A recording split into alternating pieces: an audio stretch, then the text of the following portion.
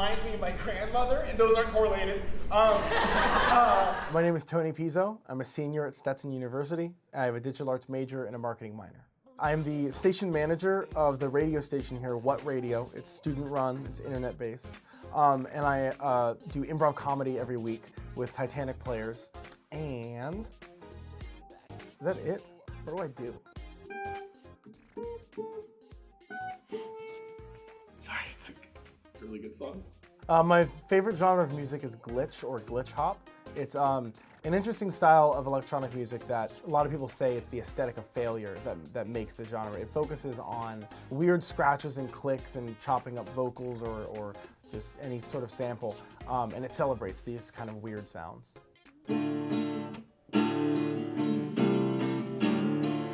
I have ADHD and I have Tourette syndrome, which is essentially a disorder that causes my brain to tell me to perform either physical activities or vocal sounds. They're called tics. It's really awful to not do them. It's very, very uncomfortable. I can kind of explain it. It's a little bit like a combination between peer pressure and holding your breath.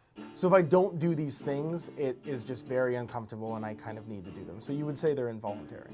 The reason you aren't seeing them now is because I don't want to do them. So I'm trying to hold them back, which is a little bit stressful, but I've had a lot of experience doing this. So I can hold on for maybe a class, maybe half a class or so before I kind of need to be excused and do them.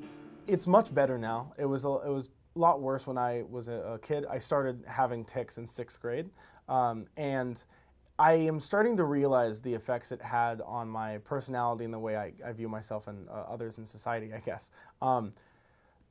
I kind of developed a complex where I feel like people are always looking at me or judging me.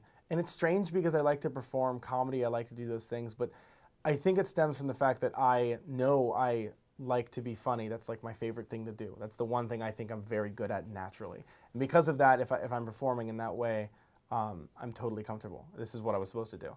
But anything else, if I'm just in a room, I feel like my tics are very distracting, or people just don't understand or don't want to, and that can be really hard. It was difficult being in a room knowing people were annoyed by things I couldn't control.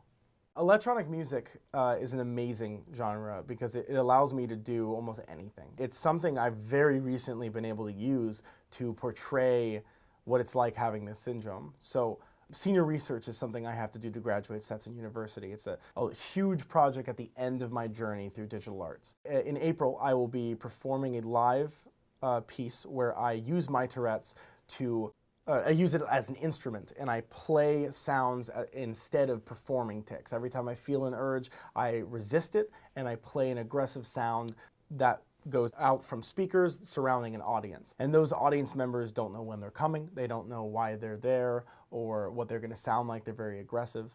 And they have to deal with these sounds that are coming from nowhere and everywhere every couple seconds. And in doing so, I'm trying to give a group of people Tourette's for 5 minutes. And one thing I want to drive home is that I've learned a lot of technical things over these 4 years, but something I realize I've learned way more is empathy. I had a really hard time believing that other people could understand what it was like that I was going through. And I know that a lot of people have life a lot harder than me. They have a lot of problems. Everyone has problems. But I started to realize that everyone has problems. And because of that, we all share some level of, dang, life is hard a lot of the time.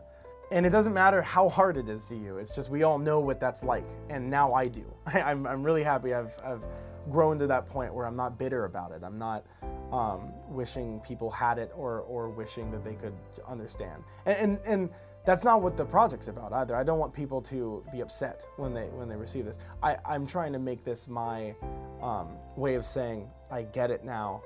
Here's mine. Here's what I deal with. I'd love to hear about yours. Thank you. Thank you.